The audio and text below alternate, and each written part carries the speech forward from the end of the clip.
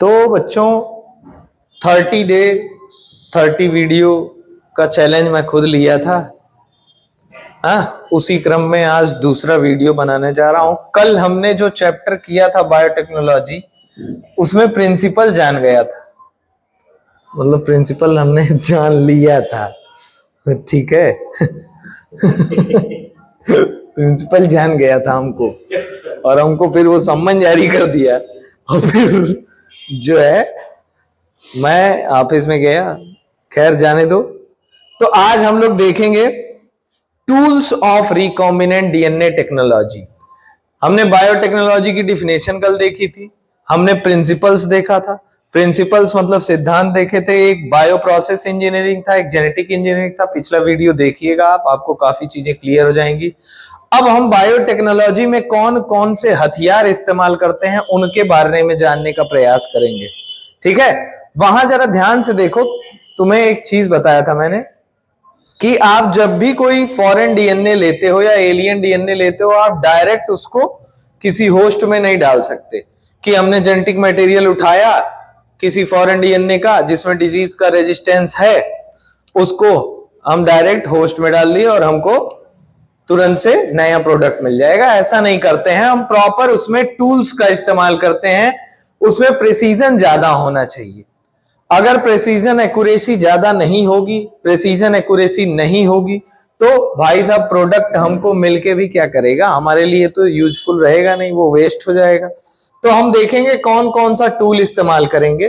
तो यहां देखो 3 तरह के टूल तुम्हारे सामने लिखे हुए हैं। कह रहे हैं tools of recombinant DNA technology में सबसे पहला टूल है बेटा, सबसे पहला टूल है रेस्ट्रिक्शन एंजाइम। सबसे पहला टूल क्या है?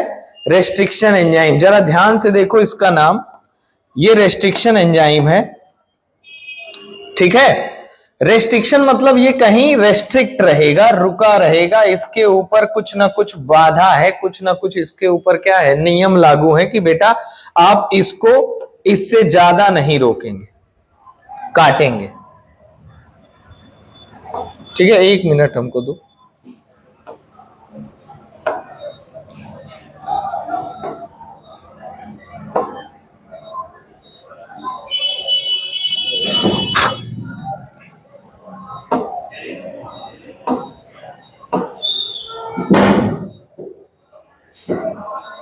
ठीक है, रेस्ट्रिक्शन एंजाइम का नाम ही देखो, ये अपने आप को रेस्ट्रिक्ट करके रखा है इसने।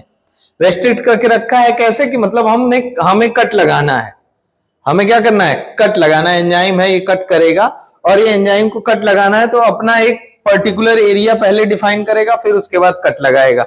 इसको मॉलिक्यूलर सीजर्स भी बोलते हैं, मॉलिक्यूल्स को काटने वाली कैंची, ठीक है। दूसरा जो टूल है वो क्लोनिंग वेक्टर है। वो क्या है? Cloning vectors. ऐसे वेक्टर्स जिनके थ्रू आप होस्ट में एलियन पीस ऑफ डीएनए को ट्रांसफर कर पाए, प्लस उनके पास क्लोनिंग की भी टेक्निक मौजूद हो। क्लियर है? और तीसरा जो टूल है हमारे पास, एक कॉम्पिटेंट होस्ट होना चाहिए। ऐसा होस्ट जो कॉम्पिटेंट हो, जो उस पर्टिकुलर जीन को लेने लायक हो। ऐसे नहीं आप किसी भी होस्ट में आप इसको क्या करेंगे, इनकॉर्पोरेट कर देंगे और चाहेंगे कि हमको डिजायर्ड रिजल्ट मिले। ऐसा नहीं है, पहले होस्ट को हमको उसको कॉम्पिटेंट बनाना पड़ेगा जिससे वो उसको लेने का प्रयास करेगा। अदरवाइज सबके बॉडी की एक नेचुरल टेंडेंसी होती है फॉरेन चीजों को क्या करना, रिपेल करना, ठीक है। तो 3 तरीके के हैं हमारे पास टूल्स। कौन कौन से हैं? एक है रेस्ट्रिक्शन एंजाइम बेटा, एक क्या है, क्लोनिंग वेक्टर, और एक क्या है, कॉम्पिटेंट होस्ट, ठीक है। तो 3 टूल है हमारे पास। तीनों टूल को डिटेल में जानेंगे। सबसे पहले जानने का प्रयास करेंगे रेस्ट्रिक्शन एंजाइम। रेस्ट्रिक्शन एंजाइम मतलब ये एंजाइम्स है, अपने आप को रिस्ट्रिक्ट करके रखे हैं, इनके ऊपर कुछ नियम लागू हैं बेटा, ये कहीं भी कट नहीं लगाएंगे। कह रहा है these are the enzyme. Restriction enzymes क्या होते हैं?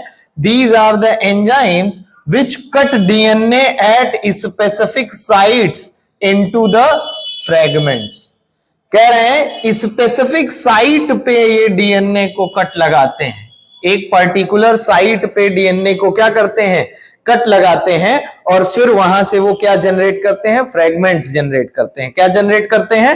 फ्रेगमेंट्स। यहां तुमको दिख रहा है मॉलिक्यूलर सीजर्स है। कह रहे हैं they belong to a class of enzymes called nucleases. इनकी जो क्लास है वो क्लास है न्यूक्लियेजेस। इनका जो नाम है वो नाम है रेस्ट्रिक्शन एंजाइम। इनका जो काम है वो डीएनए को पर्टिकुलर स्पेसिफिक साइट्स पे कट लगाएगा और नीचे फ्रेगमेंट्स छोड़ेगा। क्लियर है?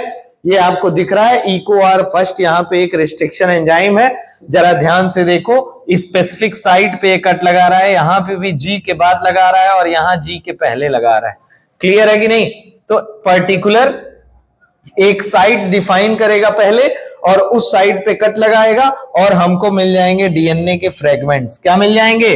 डीएनए के फ्रेगमेंट्स। ठीक है, ये डीएनए के फ्रेगमेंट्स एक पर्टिकुलर स्ट्रक्चर बनाएंगे।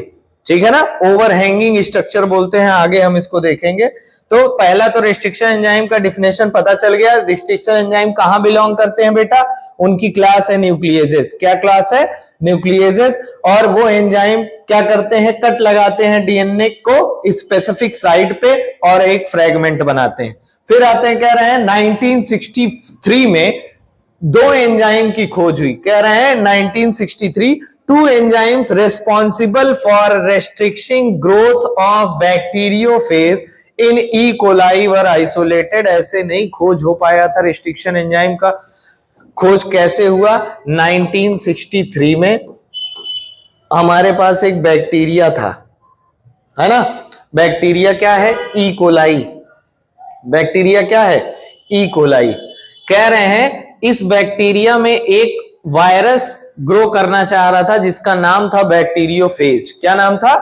बैक्टीरियोफेज। अब इस बैक्टीरियोफेज का ग्रोथ ई कोलाई में नहीं हो पा रहा था, उसके लिए रिस्पॉन्सिबल थी दो एंजाइम्स। उसके लिए रिस्पॉन्सिबल थी दो एंजाइम्स। ध्यान से देखना, 1963 एक बैक्टीरिया ई कोलाई, उसमें ग्रो करना चाह रहा है एक वायरस बैक्टीरियोफेज, लेकिन वो ग्रो नहीं कर पा रहा है। क्यों नहीं ग्रो कर पा रहा है?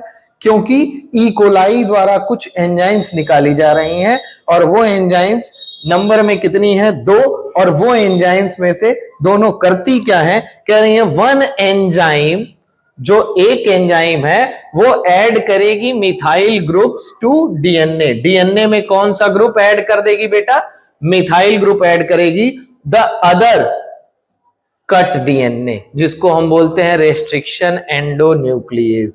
पहली वाली जो एंजाइम थी वो क्या ऐड कर दे रही है? मिथाइल ग्रुप ऐड कर दे रही है डीएनए में, और दूसरी वाली जो है वो डीएनए को कट कर दे रही है। और वो कहां कट कर रही है? डीएनए को अंदर कट कर रही है, इसीलिए यहां हम लिखे हैं रेस्ट्रिक्शन एंडोन्यूक्लियेज। ठीक है, 1963 में इस तरीके से रेस्ट्रिक्शन एंडोन्यूक्लियेजेज या रेस्ट्रिक्शन एंजाइम्स की खोज हुई। किस पे खोज हुई बेटा? ई कोलाई पे।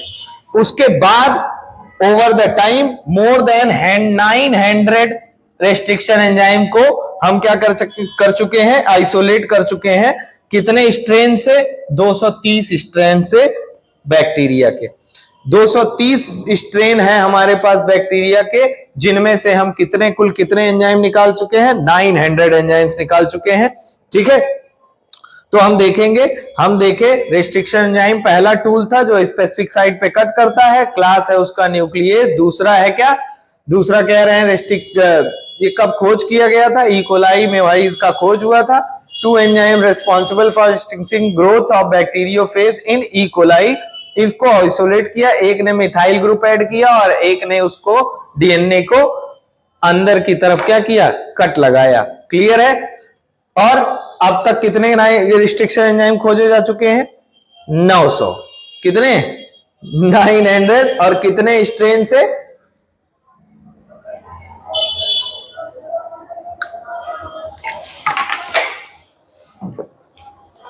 230 स्ट्रेन से। क्लियर है?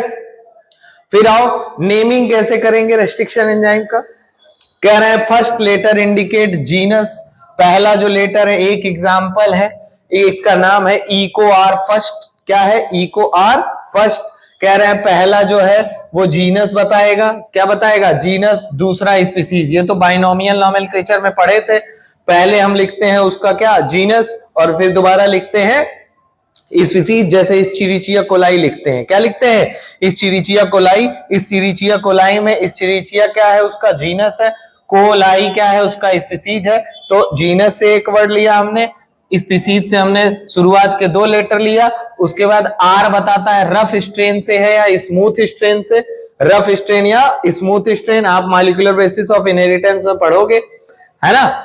रफ स्ट्रेन से है, आर बताएगा। और किस नंबर पे है कह रहे हैं? रोमन नंबर क्या डिफाइन करेगा? The order in which enzymes were isolated from that strain of bacteria. वो ऑर्डर जिस ऑर्डर में उस बैक्टीरिया से हमने रेस्ट्रिक्शन एंजाइम को निकाला है। क्लियर है? कह रहे हैं फर्स्ट लेटर इंडिकेट कर रहा है genus, second 2 letter indicates species of the prokaryotic cell from which they were isolated. EcoR comes from E coli RY13। Clear है भाई साहब? ये समझ में आ गया होगा, नेमिंग समझ में आ गई होगी। फिर आते हैं रेस्ट्रिक्शन एंजाइम के टाइप में। टाइप ऑफ रेस्ट्रिक्शन एंजाइम में 2 हैं, एक एक्सोन्यूक्लियस, एक एंडोन्यूक्लियस। एंडोन्यूक्लियस डीएनए के अंदर कट लगाएगा, एक्सोन्यूक्लियस डीएनए के टर्मिनल एंड पे मतलब एंड्स पे कट लगाएगा। कह रहे हैं they remove nucleotide. Nucleotide DNA किसका बना है? न्यूक्लियोटाइड का बना है। तो एक्सोन्यूक्लियस जो है वो एंड्स से न्यूक्लियोटाइड्स को रिमूव करेगा। एंडोन्यूक्लियस क्या करेगा? They cut at specific position within DNA. DNA के अंदर स्पेसिफिक पोजीशन पे ये कट लगाएंगे। जरा तुम्हारे सामने देखो एक फिगर है, ये एनसीईआरटी का फिगर है। कह रहे हैं the enzyme cuts both DNA strands at the same site. जो क्या है? रेस्ट्रिक्शन एंजाइम है, वो दोनों डीएनए को, वेक्टर डीएनए को और साथ में फॉरेन डीएनए को, दोनों डीएनए को ये सेम साइट पे कट लगाएगा। अगर सेम साइट पे कट नहीं लगाएगा तो सेम तरीके के एंड्स नहीं प्रोड्यूस होंगे, और सेम तरीके के एंड्स नहीं प्रोड्यूस होंगे तो वो आपस में जुड़ेंगे नहीं। बात समझ आई कि नहीं? कह रहे हैं the enzyme cuts both DNA strands at the same site. कह रहे हैं यहां पे एंजाइम जो इस्तेमाल हो रहा है वो कौन है? इकोआर फर्स्ट। क्या है? इकोआर फर्स्ट। कह रहे हैं cuts the DNA between bases G and A। ये G है और यहां पे कट कर रहा है, ध्यान से देखो, इसमें भी और यहां पे भी कट कर रहा है। फॉरेन डीएनए में भी G और A के बीच में कट कर रहा है। क्लियर है? Sequence only when the sequence GAATTC is present in the DNA. Sequence क्या प्रेजेंट है? जब सीक्वेंस ऐसा प्रेजेंट हो GAATTC, देखो जरा, ये इधर से भी सेम दिख रहा है, इधर से भी सेम दिख रहा है, इधर से भी सेम है, इधर से, मतलब उल्टा सीधा एक समान, जैसे मलयालम तुम्हारी किताब में लिखा होगा। ऐसे सीक्वेंसेस को बोलते हैं पॉलिंड्रोमिक सीक्वेंस। जब तक ऐसा सीक्वेंस क्रिएट नहीं होगा तब तक इकोआर फर्स्ट या रेस्ट्रिक्शन एंडोन्यूक्लियस कट नहीं लगाएंगे, और कट लगा के वो सेम तरह का एंड प्रोड्यूस करेंगे। देखो स्टिकी एंड एक पर्टिकुलर फैशन में है, ये देखो जरा उल्टा, अगर पड़ा हुआ हॉरिजॉन्टल एल के शेप में है कि नहीं, ऐसे एंड्स को हम बोलते हैं स्टिकी। स्टिकी एंड्स क्या होता है? एक दूसरे में फिट बैठ जाते हैं, फिर उसके बाद दिक्कत नहीं होती है। क्लियर है? डीएनए फ्रेगमेंट्स यहां डीएनए लाइगेज का इस्तेमाल करेंगे और रिकॉम्बिनेंट डीएनए को बना देंगे भाई साहब। क्लियर है?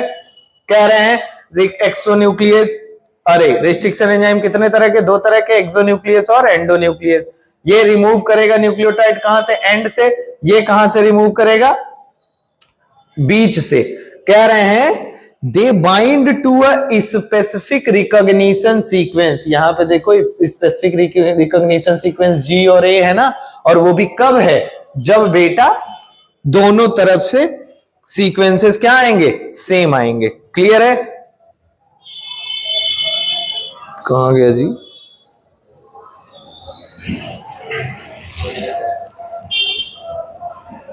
क्यों जा नहीं रहा है? कहां बैठा है? उसको रोको। हाँ ठीक है। कह रहे हैं दे बाइंड,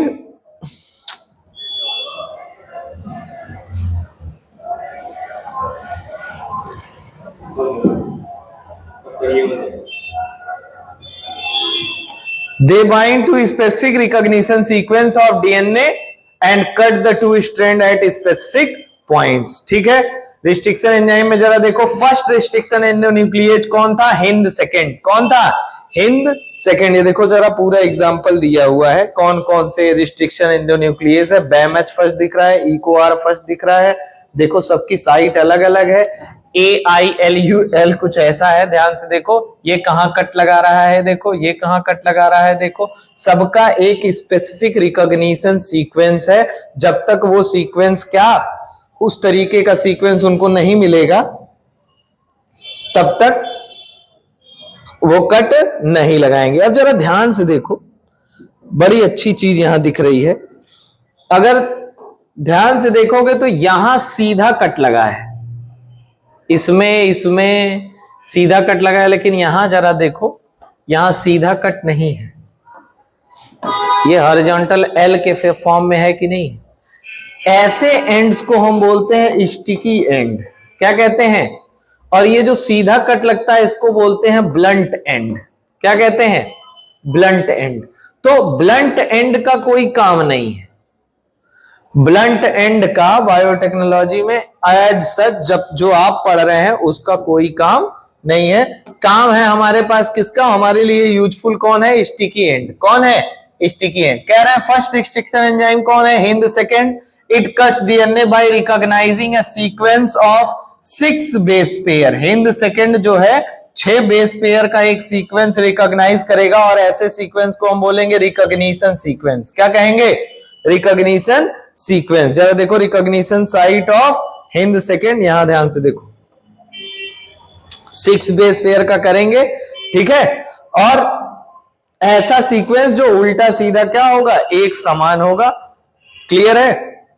कह रहे हैं restriction endonuclease recognizing a specific palindromic nucleotide sequence, जो उल्टा सीधा एक समान होगा। It is a sequence of base pair that read the same on 2 strands in 5' to 3' and 3' to, मतलब 5' से 3' भी सेम ही रीड हो रहा है और 3' to 5' भी सेम ही रीड हो रहा है, अगर आप एक ही तरफ से पढ़ रहे हैं तो। जरा ध्यान से देखो 5' एंड से यहां पढ़ रहे हैं तो ये गटाक दिख रहा है कि नहीं, और यहां भी 5' एंड से पढ़ रहे हैं तो ये क्या दिख रहा है? गटाक ही दिख रहा है।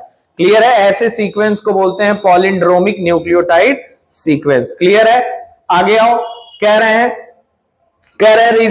Restriction enzymes cut a strands little away from the center of the palindromic site। कह रहे हैं रिस्ट्रिक्शन एंडोन्यूक्लिएजेस का क्या काम है? जो हमको यहां हमने रिकॉग्नाइज कर लिया पॉलिंड्रोमिक साइट, तुमको दिख रहा है गटाक और चटाक, दिख रहा है कि नहीं? हमने रिकॉग्नाइज कर लिया, लेकिन हम उससे थोड़ी दूर पे कट लगाएंगे। थोड़ी दूर पे कट लगाएंगे नहीं? कह रहे हैं restriction enzymes cut the strand a little away from the centre of palindromic site. Palindromic site के सेंटर से हल्का सा दूर कट लगाया जाएगा between the same 2 bases on the opposite strand. लेकिन दोनों स्ट्रैंड पे, यहां और यहां दोनों स्ट्रैंड पे सेम बेसेस में ही हम कट लगाएंगे। मतलब हम नहीं लगाएंगे, रिस्ट्रिक्शन एंजाइम लगाएगा, हम क्या ही लगा पाएंगे। कह रहा है दिस लीव सिंगल स्ट्रैंडेड, और ये क्या लीव करेगा बेटा? ये क्या छोड़ेगा? Single strand. सिंगल स्ट्रैंड का overhanging structure, overhanging stretches at the ends, और इनको हम कहेंगे स्टिकी एंड। क्या कहेंगे? Sticky and. क्लियर है? रेस्ट्रिक्शन एंजाइम का काम समझ आया। पहले तो रिकॉग्नाइज करेगा पॉलिंड्रोमिक सीक्वेंस और उसके बाद उससे थोड़ा सा दूर कट लगाएगा, लेकिन दोनों स्ट्रैंड पे सेम बेस पेयर्स में कट लगाएगा। क्लियर है? ये फिगर समझ लेना, ठीक है। और सेम तरीके से ही करेंगे। कह रहे हैं स्टिकी एंड्स आपस में ज्वाइन होंगे, ये देखो ज्वाइन कर रहे हैं, और ज्वाइन करेंगे कैसे? Form hydrogen bonds with their complementary cut counterpart. This stickiness facilitate action of DNA ligase. कह रहे हैं इसको चिपकाने के लिए एक एंजाइम का इस्तेमाल करेंगे जिसका नाम है डीएनए लाइगेज। क्या नाम है? DNA ligase. और वो डीएनए लाइगेज क्या करेगा बेटा?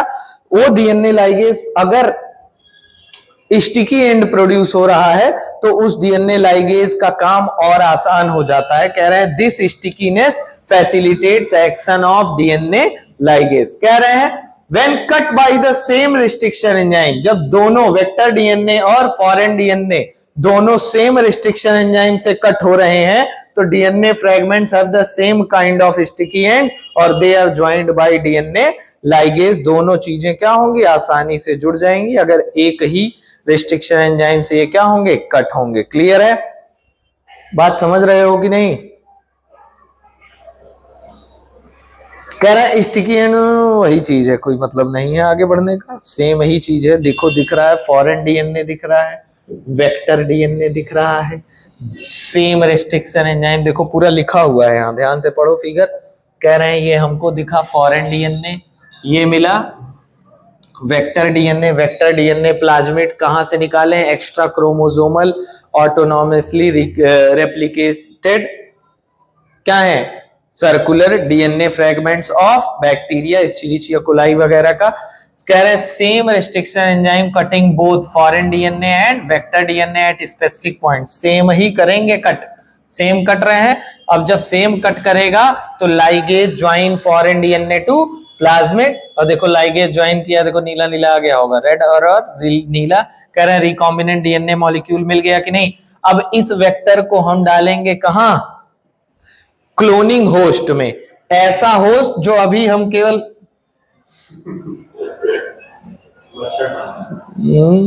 ऐसा होस्ट जो हम अभी इस पर्टिकुलर रिकॉम्बिनेंट डीएनए को मल्टीप्लाई करने के लिए इस्तेमाल कर रहे हैं। अभी हम इसका इस्तेमाल नहीं करेंगे, मतलब ये डायरेक्ट जहां बीमारी सही करनी है उसमें नहीं डालेंगे, पहले इसकी क्लोनिंग करेंगे। ज्यादा नंबर ऑफ हमको चाहिए कि नहीं चाहिए, देखो लिखा है ई कोलाई क्लोनिंग होस्ट है, ये केवल क्या है, क्लोनिंग होस्ट। बात समझ आई, इतना समझ आया कि नहीं? सेम कर रहे हैं, रिकॉम्बिनेंट बन गया, पहले इसको किस में डालेंगे, क्लोनिंग में।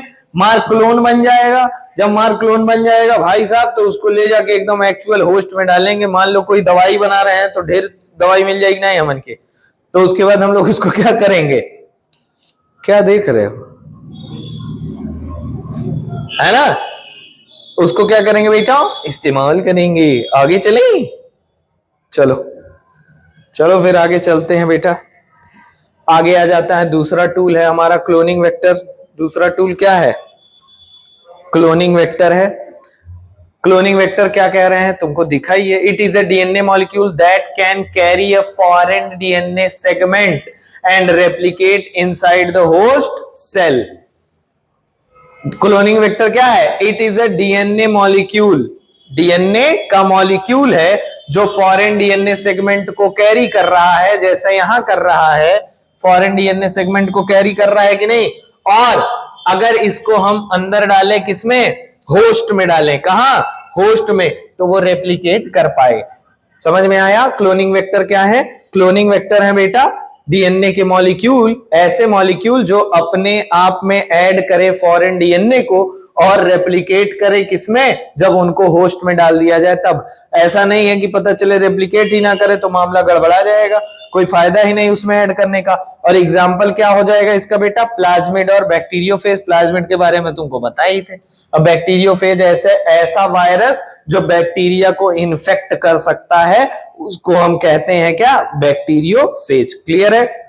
क्लोनिंग वेक्टर में प्लाज्मिड क्या है जरा देखो, कह रहे हैं plasmids are autonomously replicating circular extra chromosomal DNA. पहले से ही चिक चिक चिक चिक करते आ रहा हूं मैं पहले ही मिनट से कि प्लाज्मिड क्या है। प्लाज्मिड क्या है, प्लाज्मिड एक ऑटोनॉमसली मतलब अपने आप से रेप्लिकेशन करने वाला सर्कुलर और एक्स्ट्रा क्रोमोसोमल डीएनए, मतलब जो मेन डीएनए है उससे अलग डीएनए जो पाया जाता है। देखो ये मेन डीएनए है कि नहीं है, इससे अलग डीएनए पाया जा रहा है जो कैसा है, सर्कुलर है, जो खुद क्या कर सकता है, रेप्लिकेट कर सकता है, प्लस इसके पास कुछ अच्छी अच्छी प्रॉपर्टीज भी रहती हैं, वो आगे और पढ़ेंगे। किसके, बैक्टीरिया का। कह रहे हैं some plasmids have only 1 to 2 copies per cell. कुछ प्लाज्मिड केवल कितना बनाती हैं, 1 से 2 कॉपीज पर सेल। अदर्स है 15 to 100 कॉपीज पर सेल। कुछ प्लाज्मिड्स क्या करती हैं, 15 से 100 कॉपी बनाती हैं। जो उसमें आप फॉरेन डीएनए क्या करोगे, ऐड करोगे, तो वो 15 से 100 कॉपी कुछ में मिलती हैं, कुछ में कितनी मिलती हैं, 1 से 2 मिलती हैं। बैक्टीरियोफेज का इस्तेमाल हम क्यों करते हैं, क्योंकि इसका जो कॉपी नंबर है वो बड़ा ही हाई है। कह रहे हैं high number per cell have very high copy number of their genome within the bacteria bacterial cell. Clear है? बैक्टीरियोफेज को इस्तेमाल करने का ये एक रीजन भी होता है कि हमको बड़ा ही हाई कॉपी नंबर मिलता है।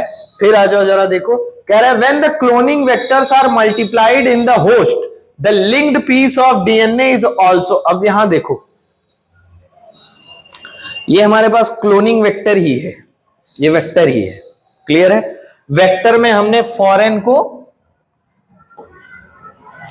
डीएनए को डाला है ना। अब ये पूरा हमने होस्ट में डाल दिया। अब होस्ट की सेल डिवाइड करेगी, होस्ट की सेल डिवाइड कर रही है मतलब होस्ट का डीएनए भी डिवाइड कर रहा है, होस्ट का डीएनए डिवाइड कर रहा है मतलब उसके अंदर ये मौजूद प्लाज्मिड भी डिवाइड करेगा कि नहीं करेगा। अब जब ये मौजूद प्लाज्मिड करेगा तो इसके साथ लगा हुआ फॉरेन डीएनए भी तो मल्टीप्लाई करेगा बेटा।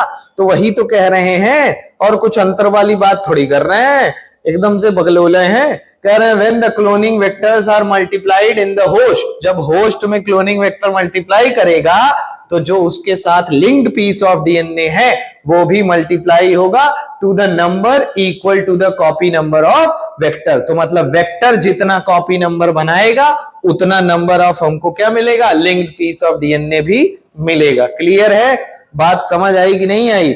आगे बढ़े, आगे आ जाओ। कह रहे हैं tools of recombinant DNA technology में फीचर्स, ऐसे फीचर मतलब वेक्टर में क्या क्या फीचर होने चाहिए।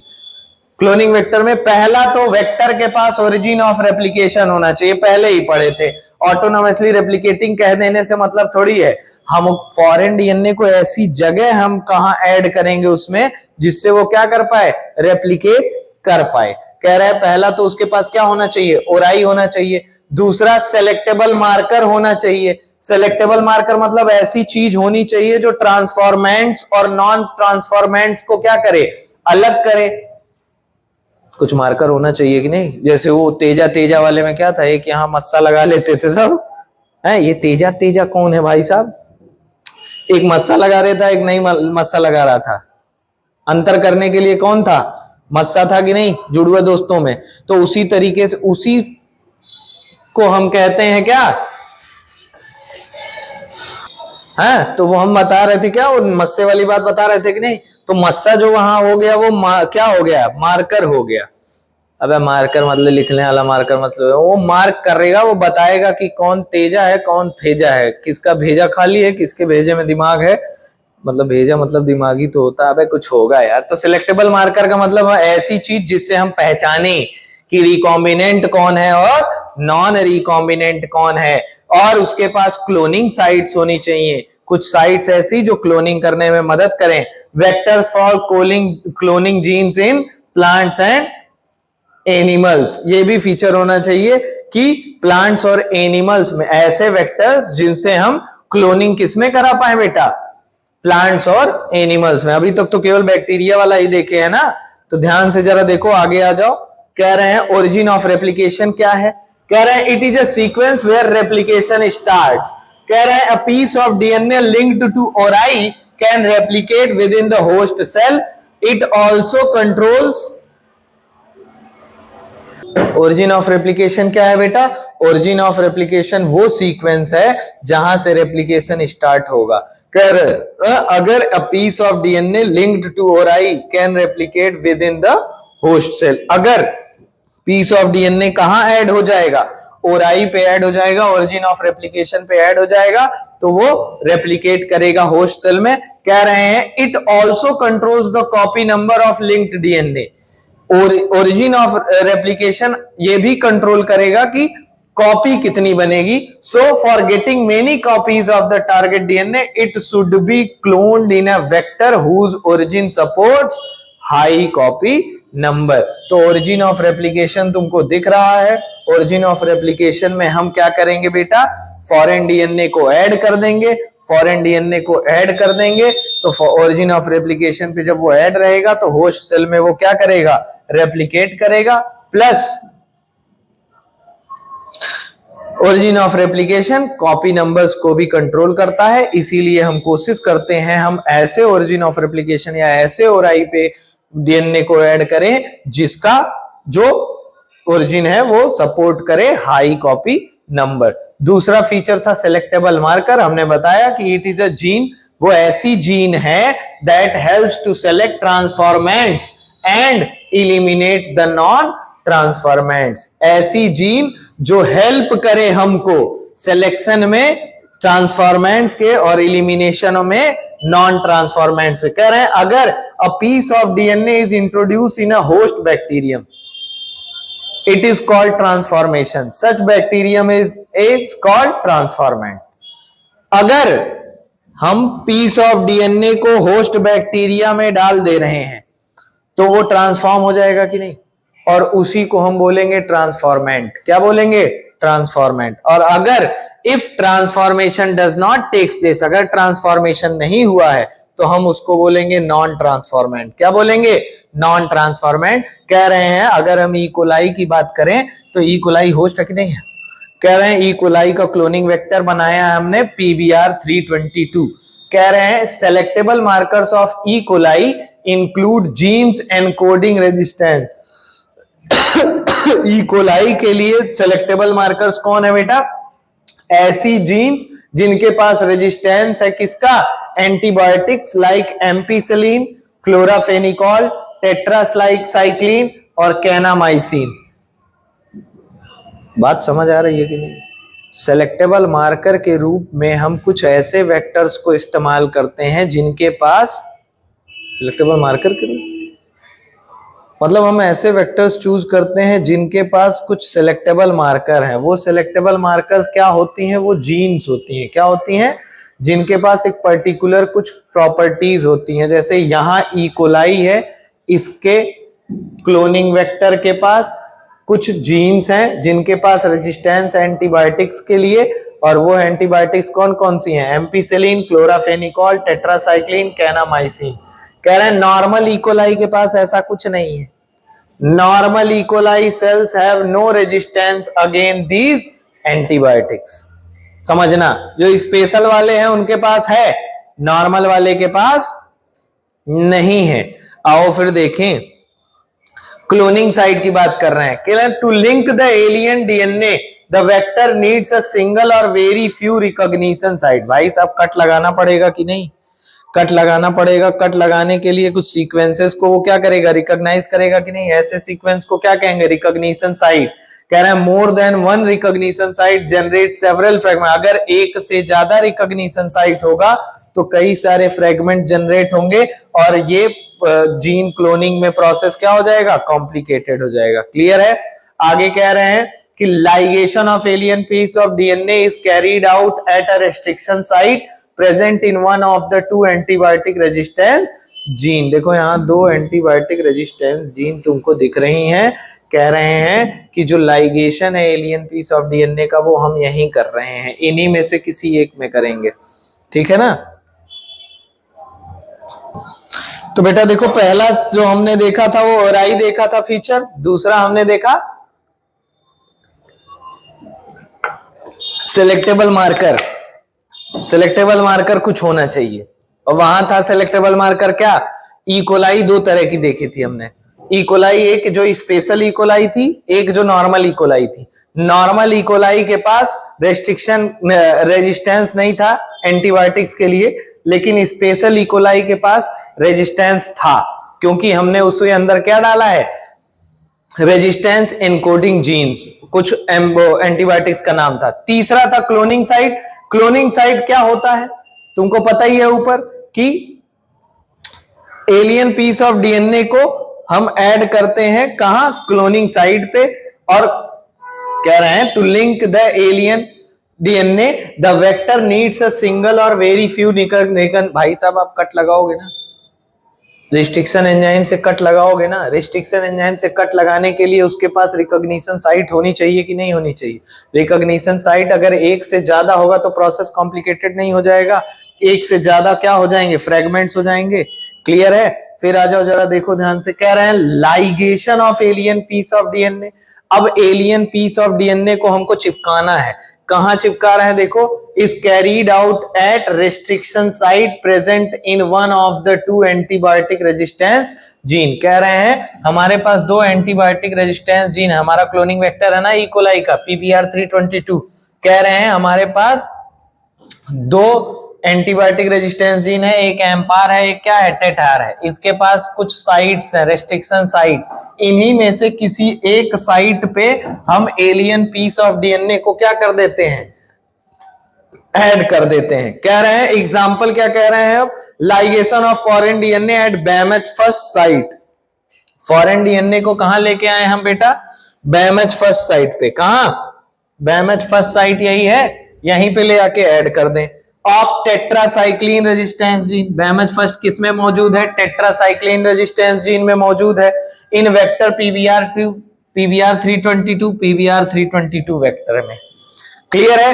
कह रहे हैं as a result recombinant plasmid is formed. हमने क्या किया, फॉरेन वाले को ले आके यहाँ ऐड कर दिया। अब जब यहाँ फॉरेन ऐड हो गया तो रिकॉम्बिनेंट बन गया कि नहीं, ये प्लाज्मिड। प्लाज्मिड क्या बन गया, रिकॉम्बिनेंट। कह रहे हैं अगर लाइगेशन हुआ नहीं होगा तो उसको हम क्या कह देंगे, नॉन रिकॉम्बिनेंट प्लाज्मिड। अगर हो गया तो रिकॉम्बिनेंट कहेंगे, और अगर नहीं हुआ होगा, चांस की ही बात है, तो हम उसको क्या कहेंगे, नॉन रिकॉम्बिनेंट। तो हम इसको पहचानेंगे कैसे, देखेंगे ना, पहचानने का भी तरीका है, अभी आगे देखते हैं, आगे देखते जाओ। कह रहे हैं when a foreign DNA is inserted with in a gene of bacteria that gene is inactivated. हमने फॉरेन जीन को, फॉरेन डीएनए को यहां पर्टिकुलर जीन की इस साइट पे ले आके ऐड कर दिया। जैसे ही यहां ऐड किया तो ये टेट्रासाइक्लिन रेजिस्टेंस जीन इनएक्टिवेट हो गई। जैसे ही यहां इंसर्शन हुआ है, ये टेट्रासाइक्लिन रेजिस्टेंस जीन क्या हो गई, इनएक्टिवेट हो गई। क्या हो गई बेटा, इनएक्टिवेट हो गई। कह रहे हैं इसी को बोलते हैं इंसर्शनल इनएक्टिवेशन। क्या कहते हैं, insertional inactivation. Here the recombinant plasmid lose tetracycline resistance due to insertion of foreign DNA। Foreign DNA को हमने टेट्रासाइक्लिन रेजिस्टेंस जीन के बैमेज फर्स्ट साइट पे जब ऐड कर दिया, फॉरेन डीएनए को टेट्रासाइक्लिन रेजिस्टेंस जीन के बैमेज फर्स्ट साइट पे ऐड किया तो टेट्रासाइक्लिन रेजिस्टेंस जीन क्या हो गई, इनएक्टिवेट हो गई। इसको हमने कहा इंसर्शनल इनएक्टिवेशन। तो वो वाली जो रेजिस्टेंस की हमारे पास प्रॉपर्टी थी वो हमारे अंदर से क्या हो गई, खत्म हो गई। कह रहे हैं अब जब ऐसे प्लाज्मिड को जो ये टेट्रासाइक्लिन रेजिस्टेंस की प्रॉपर्टी लूज कर चुकी हैं, ऐसे प्लाज्मिड को हम इकोलाई सेल में क्या करेंगे, इंट्रोड्यूस करेंगे। तो इकोलाई, भाई इकोलाई के पास अब तो बचेगा नहीं, क्लोनिंग वेक्टर हमने कहां डाला, इकोलाई में डाल दिया। इसमें बना नहीं रहा, हम बताते हैं, ध्यान से देखो।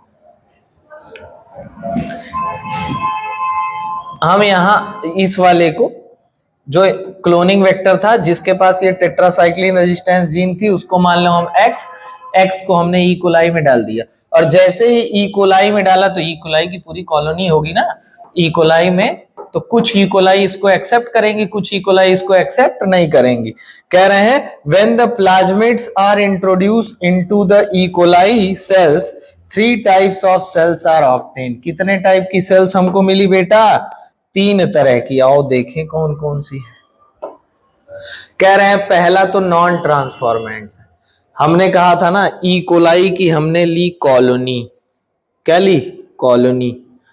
प्लेट पे सजी हुई ई कोलाई की कॉलोनी थी, उसके ऊपर हमने एक्स नाम का वो जीन डाला जिसके पास अब टेट्रासाइक्लिन का कोई वो प्रॉपर्टी, रेजिस्टेंस की प्रॉपर्टी नहीं है ना, फॉरेन डीएनए क्योंकि वहीं पे ऐड है। अब उस एक्स को कुछ एक्सेप्ट करेंगे, कुछ नहीं एक्सेप्ट करेंगे। तो जो एक्सेप्ट करेंगे वो होंगे क्या, ट्रांसफॉर्मेंट, और उनके पास नई रिकॉम्बिनेंट प्लाज्मिड होगी। जो एक्सेप्ट करेंगे उसको हम क्या बोलेंगे, ट्रांसफॉर्मेंट, और उसके पास रिकॉम्बिनेंट प्लाज्मिड होगा। They are resistance only to ampicillin.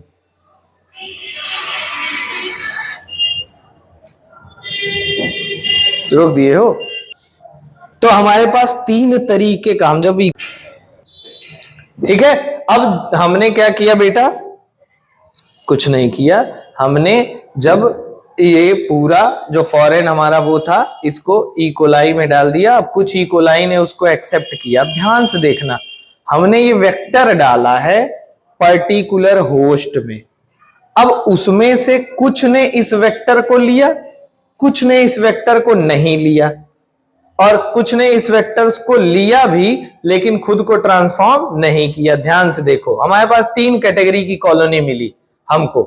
कह रहे हैं कि वेक्टर को, जब ब्लू वाली कॉलोनी के बारे में बात करें तो ब्लू वाली कॉलोनी ने वेक्टर को लिया ही नहीं, पीवीआर 320 को इसने लिया ही नहीं, पीवीआर 320 को जब लिया ही नहीं, ठीक है, तो ये भाई साहब ट्रांसफॉर्म हुए ही नहीं।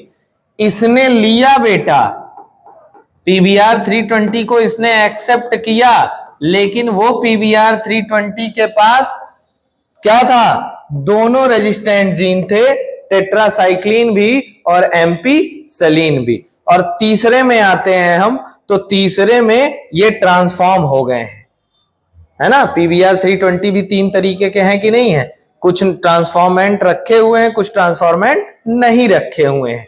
देखो यहां पीवीआर 320 पे ही तुमको समझा देना चाहिए था। ध्यान से देखो, यहां आओ, थोड़ा सा ये समझने का प्रयास करना। हम आ जाते हैं यहां।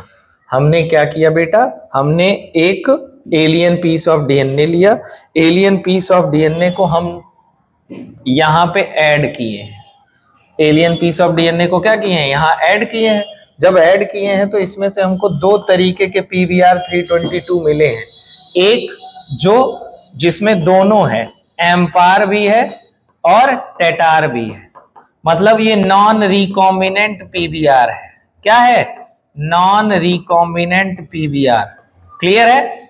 दूसरा एक ऐसा मिला जो रिकॉम्बिनेंट है, जिसके पास सिर्फ कौन सा बचा, एम्पार बचा, क्योंकि टेटार तो किसका शिकार हो गया, इंसर्शनल इनएक्टिवेशन का शिकार हो गया। किसका शिकार हो गया, इंसर्शनल इनएक्टिवेशन का। तो 1 और 2 तरीके के पीवीआर 322 हमको मिले। एक में दोनों जीन्स हैं और एक में केवल कौन सी जीन है, एक जीन है। जो एक वाली जीन है वो रिकॉम्बिनेंट है और जो दोनों वाली है वो कैसी है, नॉन रिकॉम्बिनेंट है। कैसी है, नॉन रिकॉम्बिनेंट। क्लियर है। अब इसको हम होस्ट में डालेंगे। अब होस्ट में जब डालेंगे इस वेक्टर को, ये 3 तरह की कॉलोनी बनाएगा। कितने तरह की, 3 तरीके की।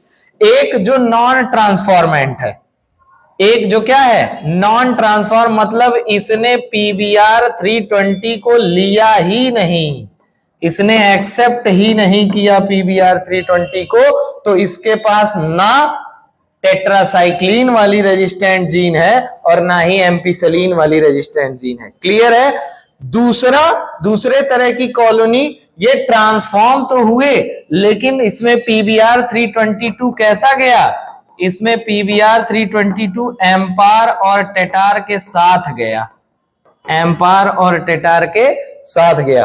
और तीसरा जो है वो कैसा है, ट्रांसफॉर्मेंट ये भी है, लेकिन ये किसके साथ है, रिकॉम्बिनेंट प्लाज्मिड के साथ, मतलब इसके पास केवल और केवल क्या है, एम्पार है, टेटार नहीं है। अब ये क्लियर हो गया होगा। ये जरूर कहीं भी मर जाएगा, ये कहीं नहीं मरेगा, और ये सिर्फ किस में मर जाएगा, टेट्रासाइक्लिन में मर जाएगा।